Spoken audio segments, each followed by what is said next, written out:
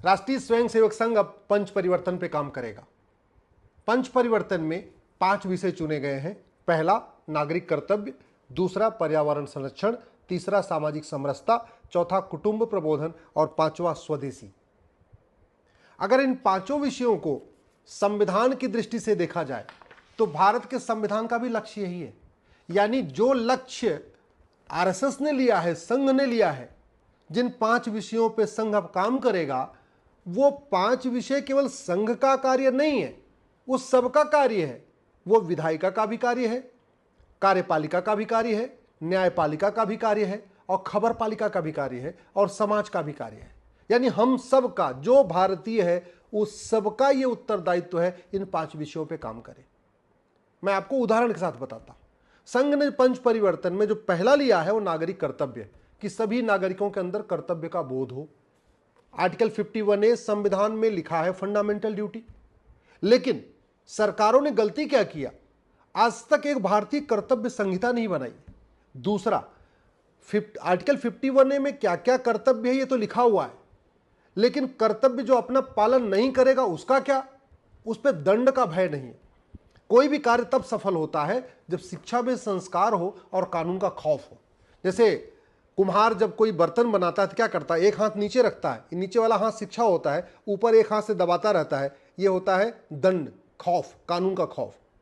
तो अगर हमें नागरिक कर्तव्य बोध जन जन तक पहुंचाना है, सब लोग कर्तव्य परायण बने, अच्छे भारतीय बने, उसका 2 ही तरीका है। एक, भारतीय कर्तव्य संहिता बनाई जाए। प्राइमरी स्कूलों में एक पुस्तक हो, चाहे उसका नाम महान भारत हो, राम राज्य हो, हमारा भारत हो, और उसमें ये जो संघ ने पंच परिवर्तन लिया, इस पे इसमें 5 खंड हो और 5 खंड में सब पे एक चैप्टर हो अपना अलग अलग। ये जो संघ ने पंच परिवर्तन का निर्णय लिया है, ये जब प्राइमरी स्कूलों में, जूनियर स्कूलों में के सिलेबस में आएगा, बच्चे उस पर निबंध लिखेंगे, उस पर डिबेट होगी, अध्यापक उस पर कुछ होमवर्क देंगे, बच्चा घर में जाएगा, माता पिता उसको होमवर्क कराएंगे, तब नागरिक कर्तव्य का भाव तेजी के साथ बढ़ेगा।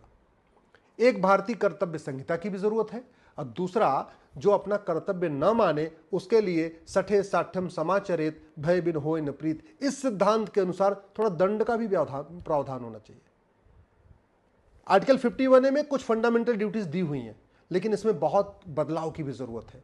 वोटिंग फंडामेंटल ड्यूटी होनी चाहिए, सब लोग वोटिंग करें, यह फंडामेंटल ड्यूटी में आना चाहिए। सब लोग पर्यावरण का संरक्षण करें, यह फंडामेंटल ड्यूटी में आना चाहिए। ऐसे ही सामाजिक समरसता मजबूत हो, बढ़े, यह भी सबकी फंडामेंटल ड्यूटी है, तो आर्टिकल 51A में वो भी आना चाहिए। देश की एकता अखंडता मजबूत हो, यह भी आर्टिकल 51A में आना चाहिए। इसी तरीके से स्वदेशी की भावना बढ़े, ये सबकी फंडामेंटल ड्यूटी होनी चाहिए। इसलिए मैं कहता हूं एक भारतीय कर्तव्य संहिता बनाना चाहिए, आर्टिकल 51A में थोड़ा बदलाव करना चाहिए और इसको पनिशेबल भी बनाना चाहिए। जो न माने उसको दंड का प्रावधान भी होना चाहिए। दूसरा संघ ने लिया है पर्यावरण संरक्षण। संविधान का आर्टिकल 48A भी पर्यावरण संरक्षण की बात करता है, लेकिन दुख इस बात का है आज तक एक भारतीय पर्यावरण संहिता बनी ही नहीं। एक भारतीय पर्यावरण संहिता बननी चाहिए। Air pollution, water pollution, noise pollution कैसे रुकेगा, उसके लिए पूरा एक नेशनल लेवल पे गाइडलाइन होनी चाहिए। पानी को कैसे बचाया जाए, पहाड़ों को कैसे बचाया जाए, नदियों को कैसे बचाया जाए, उसके लिए बाकायदा उसमें भारतीय जो अपना पर्यावरण संहिता हो उसमें भी उसका प्रावधान होना चाहिए। जो पर्यावरण को गंदा करेगा, एयर पोल्यूशन करेगा, वाटर पोल्यूशन करेगा, नॉइज पोल्यूशन करेगा या पानी को वेस्ट करेगा, उसके लिए कुछ दंड का भी प्रावधान होना चाहिए।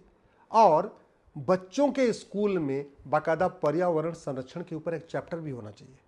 मैंने कहा ना, ये काम केवल संघ का नहीं है, ये काम संसद का भी है, ये काम सुप्रीम कोर्ट का भी है, ये काम हाई कोर्ट का भी है, ये काम मीडिया का भी है और ये काम हम सब का है। तीसरा जो लिया है सामाजिक समरसता। संघ अब सामाजिक समरसता के ऊपर काम करेगा। मेरा व्यक्तिगत मानना है कि सामाजिक समरसता तभी आएगी जब शिक्षा में संस्कार होगा और कानून का खौफ होगा। सामाजिक समरसता तब आएगी जब सबके लिए समान शिक्षा होगी। सामाजिक समरसता तब आएगी जब सबके लिए एक समान नागरिक संहिता होगी। सामाजिक समरसता तब आएगी जब एक समान चिकित्सा संहिता होगी। सामाजिक समरसता तब आएगी जब पूरे पूरे देश की पुलिस नागरिकों की सेवक बन के काम करेगी। अभी तो वो एक तरीके से अलग तरीके से काम करती है, उसके लिए एक भारतीय पुलिस संहिता होगी। सामाजिक समरसता तब आएगी जब एक समान दंड संहिता होगी, समान पुलिस संहिता होगी, समान शिक्षा संहिता होगी, समान नागरिक संहिता होगी, समान चिकित्सा संहिता होगी, समान न्याय संहिता होगी। सामाजिक समरसता तब आएगी जब कोई भी व्यक्ति अन्याय करने के पहले 100 बार सोचेगा, और वो तभी हो सकता है जब शिक्षा में संस्कार हो, कानून का खौफ हो। अभी तो भाई भाई में समरसता नहीं हो रही है। एक भाई जो मजबूत होता है छोटे वाले भाई की जमीन पर कब्जा कर लेता है, अपने पड़ोसी के लोग जमीन पर कब्जा कर लेते, अपने मकान मालिक के घर पे कब्जा कर लेते, दूसरों के सोने चांदी को लूट लेते हैं। सामाजिक समरसता तब आएगी जब भ्रष्टाचार कम होगा, अपराध कम होगा, और भ्रष्टाचार अपराध तभी कम होगा जब शिक्षा में संस्कार हो, कानून का खौफ हो। हत्या हो रही है, बलात्कार हो रहा है, अपहरण हो रहा है, सामाजिक समरसता कैसे आएगी? वो तभी आएगा जब कानून का खौफ, और कानून का खौफ तब होगा जब कठोर दंड मिले, और वो भी 3 महीने, 4 महीने, 5 महीने के अंदर मिले। मुकदमा अगर 50 साल चलेगा, 40 साल चलेगा, कभी सामाजिक समरसता नहीं आएगी। सामाजिक समरसता तभी आएगी शिक्षा में संस्कार, कानून का खौफ। इसी तरीके से कुटुंब प्रबोधन, हमारी जो भारतीय परिवार व्यवस्था थी, हमारी जो भारतीय कुटुंब व्यवस्था थी, वो टूटती चली जा रही है। पूरी तरीके से पश्चिमीकरण हो रहा है, वेस्टर्न कॉन्सेप्ट आ चुका है। बेटा अपने पिता का नहीं सुन रहा है, बेटी अपने माँ की नहीं सुन रही है, बहू अपने सास की नहीं सुन रही है, भाई अपने भाई का नहीं सुन रहा है, बहन अपने भाई की नहीं सुन रही है। पूरी तरीके से वेस्टर्न कॉन्सेप्ट आ चुका है। इसके लिए बहुत हद तक श्रेय भारत की बॉलीवुड को हो जाता है, बहुत हद तक सीरियल्स को जाता है, टीवी सीरियल्स को जाता है, फिल्मों को जाता है, नाटकों को जाता है, ऐड जो आते हैं न्यूज़पेपरों में, एडवर्टीजमेंट आती है, उसको भी जाता है, जो इलेक्ट्रॉनिक न्यूज़ चैनलों पे एडवर्टीजमेंट आता है उसको भी जाता है। जो कुटुंब टूट रहा है उसका एक बहुत बड़ा कारण नशा है। नशे के कारण 1 करोड़ से ज़्यादा परिवार टूट चुके हैं। करोड़ों माता पिता नशेड़ी बच्चों से परेशान हैं, करोड़ों बहनें नशेड़ी पतियों से परेशान हैं, करोड़ों बच्चे नशेड़ी बाप से परेशान हैं, करोड़ों भाई अपने नशेड़ी भाई से परेशान हैं। तो अगर हम चाहते कुटुंब प्रबोधन हो तो कुटुंब प्रबोधन तब होगा ना जब अच्छे बच्चे होंगे। कुटुंब प्रबोधन तब होगा जो हमारी 16 संस्कार की व्यवस्था थी उसको स्कूलों के सिलेबस में डाला जाएगा, और फिर से वो 16 संस्कार व्यवस्था फिर से आगे बढ़ेगी। जो 16 संस्कार बहुत साइंटिफिक तरीका था वो, लेकिन उससे अच्छे बच्चे पैदा हो रहे थे, वो बंद हो गया। कुटुंब प्रबोधन तब होगा जब स्कूलों में भगवान राम के बारे में पढ़ाया जाएगा, पांडवों के बारे में पढ़ाया जाएगा, ऐसे हमारे अनेक महापुरुष हैं, अनेक ऋषि महर्षि राजा महाराजा हैं, उनके बारे में पढ़ाया जाएगा। उससे अच्छा संस्कार आएगा तो फिर कुटुंब जो है दोबारा हम फिर से जो टूट रहे हैं वो बचेंगे। अगर इसलिए हमें कुटुंब प्रबोधन करना है तो सरकार को एक भारतीय कुटुंब संहिता बनानी चाहिए, एक भारतीय संस्कार संहिता बनानी चाहिए, एक भारतीय संस्कृति संहिता बनानी चाहिए। और 5वां जो संघ ने लिया है अपने पंच परिवर्तन में, वो लिया है स्वदेशी। पहला लिया है नागरिक कर्तव्य, दूसरा लिया है पर्यावरण संरक्षण, तीसरा लिया है सामाजिक समरसता, चौथा लिया है कुटुंब प्रबोधन, और 5वां लिया है स्वदेशी। अब ये स्वदेशी का भाव सबके मन में कैसे आएगा? वो तब आएगा जब गुलामी की मानसिकता खत्म होगी। मैं आपको उदाहरण देता हूँ। जैसे ये जिस कमरे में मैं बैठा हूँ, ये तब साफ रहेगा जब एक तो बाहर की खिड़की दरवाजे बंद रहेंगे, बाहर से कोई कूड़ा कचरा इसमें ना आए, और दूसरा प्रतिदिन यहाँ सफाई भी होती रहे। हम प्रतिदिन यहाँ सफाई करते रहेंगे, दरवाजे खिड़की खुले रहेंगे, बाहर से कचरा आता रहेगा, तब ये कक्ष साफ नहीं हो सकता।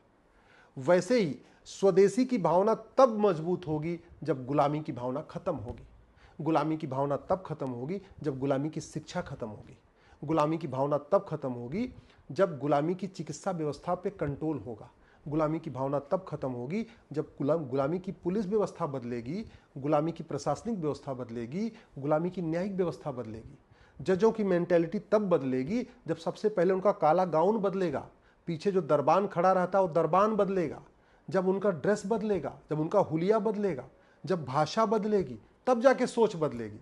तो स्व का भाव तब आएगा जब गुलामी का भाव खत्म होगा। इसलिए मैं कहता हूं सबसे पहले गुलामी के नाम हटाइए। ये जो देश की राजधानी में बाबर, हुमायूं, तुगलक, गजनी, गोरी के नाम पे, लोधी के नाम पे पार्क बने हुए हैं, सड़कें बन रहे हैं, मोहल्ले बन रहे हैं, गलियां बन रही, इनको तो बदलिए। और एक एक क्यों बदलना? एक भारतीय नामकरण संहिता बताइए, एक साथ पूरे देश के जितने गुलामी के नाम है बदल दीजिए। एक भारतीय शिक्षा संहिता बनाइए, पूरे देश में समान शिक्षा लागू कर दीजिए 10वीं तक। आप एक भारतीय चिकित्सा संहिता बनाइए और जो विदेशी चिकित्सा व्यवस्था है उसके पैरेलल में भारत की चिकित्सा को खड़ा कर दीजिए। एक भारतीय नागरिक व्यवस्था संहिता बनाइए, जितने भी गुलामी के कुरीतियां हैं, गुलामी की कुप्रथाएं, सबको खत्म करिए। भारतीय संस्कार के हिसाब से एक भारतीय नागरिक संहिता बना दीजिए। अगर आपको स्व का भाव को जगाना है तो जो गुलामी के भाव वाले हैं इनका इलाज करना पड़ेगा। सामाजिक समरसता के लिए भी जरूरी है कि जो समाज के तोड़ने वाले हो इनका इलाज हो, तो उसके लिए क्या करना पड़ेगा? भारतीय नागरिक संहिता बनानी पड़ेगी, नागरिकता संहिता बनानी पड़ेगी। जो आदमी भारत को न माने, भारत की संस्कृति को न माने, भारत की परंपरा को न माने, भारत के संविधान को न माने, वंदे मातरम को न माने, उसकी नागरिकता खत्म कर दीजिए। नहीं चाहिए ऐसे आदमी। ऐसे हमें कूड़े कचड़े खरपतवार नहीं चाहिए। उनको दंड दीजिए, उनकी नागरिकता खत्म करिए, तब कानून का खौफ पैदा होगा। अगर हम चाहते हैं स्वदेशी की भावना जागृत हो तो हमें सबसे पहले गुलामी का इतिहास बदलना पड़ेगा, गुलामी की श्रम व्यवस्था को बदलना पड़ेगा, गुलामी की व्यापार व्यवस्था को बदलना पड़ेगा, गुलामी की टैक्स व्यवस्था को बदलना पड़ेगा, गुलामी की चुनाव व्यवस्था को बदलना पड़ेगा, गुलामी की खबरपालिका को बदलना पड़ेगा, गुलामी की विधायिका बदलना पड़ेगा, गुलामी की कार्यपालिका बदलना पड़ेगा। तो जो संघ ने लिया है ना पंच परिवर्तन, इस सबकी ड्यूटी है, लेकिन सबसे ज़्यादा इसमें सरकार की ड्यूटी है, क्योंकि सांसदों, विधायकों को, जजों को वेतन भत्ता, गाड़ी बंगला संविधान की शपथ लेने के लिए मिलता है, और उनका लक्ष्य ही ये पंच परिवर्तन, जो संघ ने पंच परिवर्तन तय किया है वो संविधान का भी लक्ष्य है। और चूंकि वो संविधान का लक्ष्य है तो ये सांसदों का भी लक्ष्य होना चाहिए, विधायकों का भी लक्ष्य होना चाहिए, सरकार का भी लक्ष्य होना चाहिए, सुप्रीम कोर्ट का भी लक्ष्य होना चाहिए, हाई कोर्ट का भी लक्ष्य होना चाहिए।